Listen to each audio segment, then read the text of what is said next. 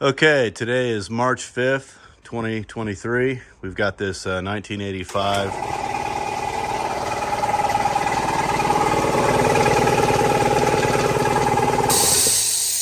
Thank you. We got this 1985 CJ7. This has been a project since, well, I guess it's been a year now, Carter. We bought this about a year ago. And what we're doing, what we've already done, that I should say, is on the rear axle, which is an AMC 20. We pulled that out some time ago. I can't remember what month it was. Pulled that out and rebuilt it, re-geared it to a 410 with some G2 gears, and also put in some G2 heavier axles, as well as an Auburn gear grip and lock limited slip differential. So that's been working well. What we're going to do here today, or what he's going to do, this is Carter. Say hi, Carter. Hello. Carter's my 14-year-old boy. He loves this kind of stuff. His dad's kind of old and has a bad back, so I'm going to let him do this grunt work. And he's also going to learn at the same time. So we're going to pull this axle. This is a Dana 30. And I'm just going to, sit in my chair over here and guide Carter through the process of removing this axle. And then we're going to rebuild it with, again, 410 gear ratio, G2 gears. And while we're in there, I'm going to put a Spartan helical limited slip, and then as well as change out the ball joints, upper and lower ball joints, and the associated axle seals and so forth. So first thing we got to do is get this thing off the ground so we can relieve all the pressure on those leaf springs. And Carter, what we should do is jack to the right side of the pumpkin, so we're raising it evenly. And yeah, so we're gonna disconnect the drive shaft. We will pull the mounting plates, for the axle mounting plates, U-bolts off. We'll pull the drag link and the tie rod ends off, and then disconnect up here at the front shackle, spring shackles. And we should be ready to come out. We'll obviously start by taking the wheels off. So, all right, Carter, let's get her lifted up.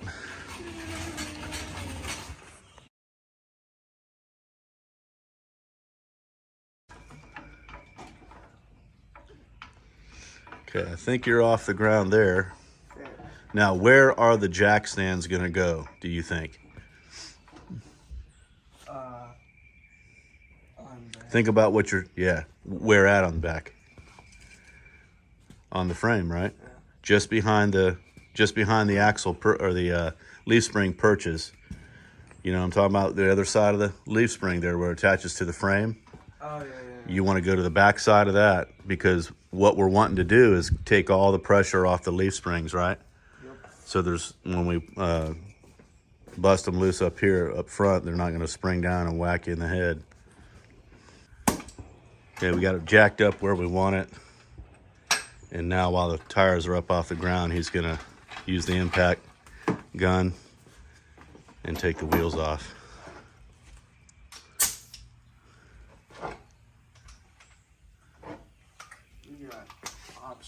Come do it. Start on this side so I can get you.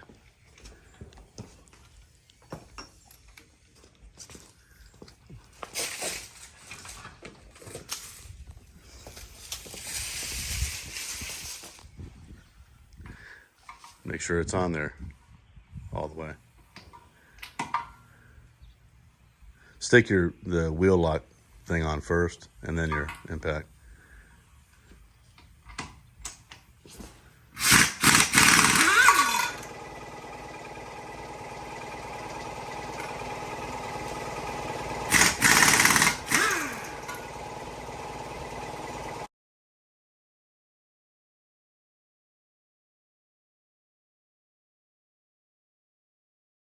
All right, we got the wheels off. Carter, this is the front axle. What's attached to the front axle that makes it spin? Or what? Actually, I should say the front axle spins, and what is it attached to? The axle to go. Yeah. Yeah, actually, I should say it the other way. It's called a drive shaft. Okay, so coming off the front of the transfer case there is a drive shaft where it connects into the front axle, right?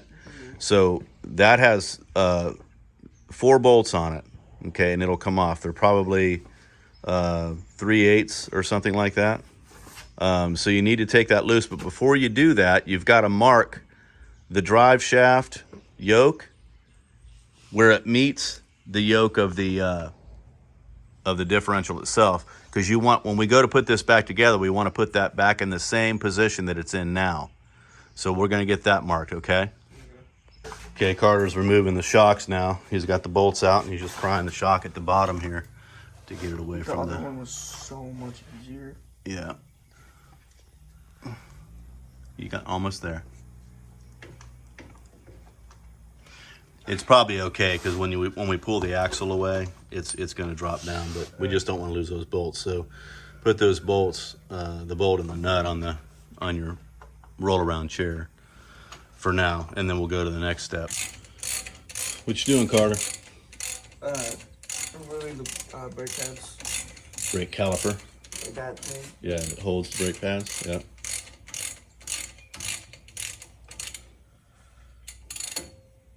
Okay, we got the brake calipers off. There's 2 hex bolts that hold it on. So it's a different kind of setup than what I remember working on before, but in any case, usually the brakes come off with the whole caliper, but that's not the way this one's designed. So what Carter's working on now is to get the steering link, drag link, whatever you want to call it, cotter pins out. And then the tie rod end, I don't know what they call it on the Jeeps with a 4-wheel drive, but that long bar there, it's basically tie rods. Those have to come off, and then the last step will be to take the U-bolts loose that hold the axle, or the leaf spring to the axle, and that'll be it. This thing will be ready to... No, I forgot one more thing. The shackle, the front shackles have to come loose. So yeah, let's hang on to those. Put them on that chair.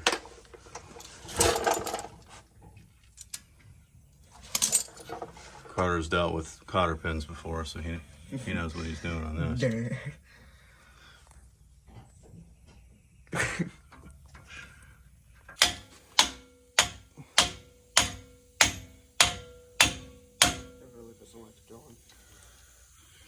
He's using a tie rod moving tool. There you go. You're getting solid contact now. Hit it and wedge it in there. There you go. All right. Now you got to get the other one loose.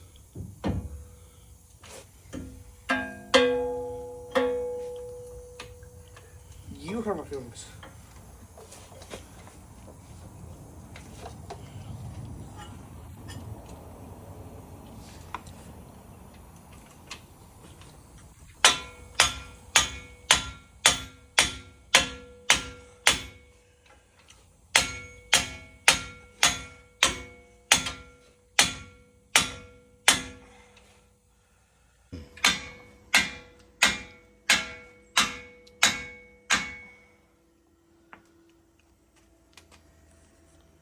Move it.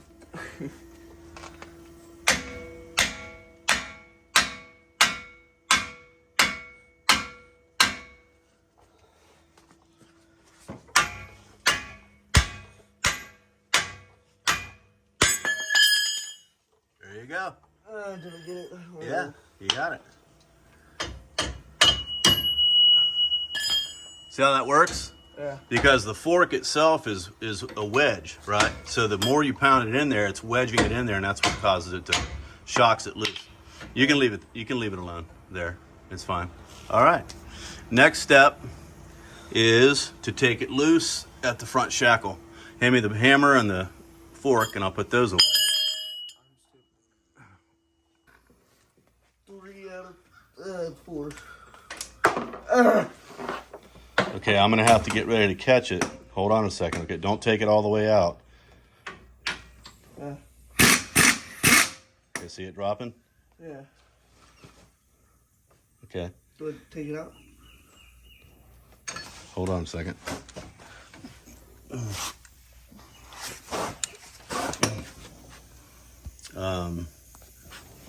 Are we completely underneath the axle with the jack, or does it need to go up some? We're under the axle, yeah.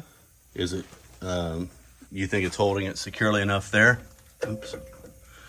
Maybe. Okay, go ahead and take it out. Why did I hold on to it earlier?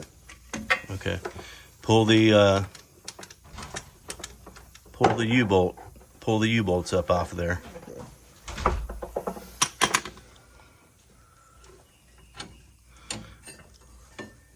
Okay.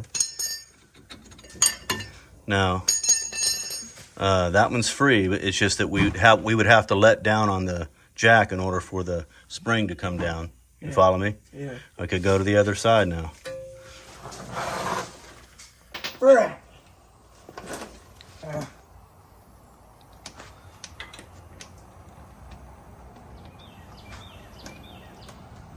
It hurts to do this like this because like you're trying to turn, but you can't. Right.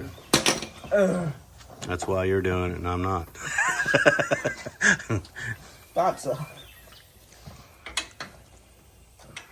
Make sure you're on it all the way before you start. Got to get straight on it. Yes. Does it need to be jacked up higher or something? No, I just don't have a good angle at all. Why is the creeper not padded like in bed?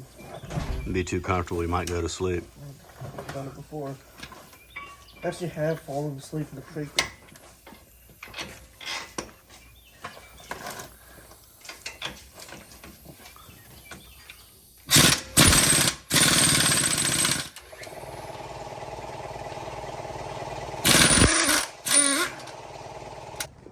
All right, we got that puppy out of there.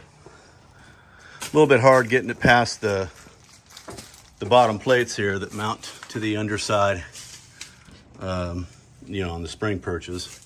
They kind of were hanging things up a little bit, but we got it out of there. So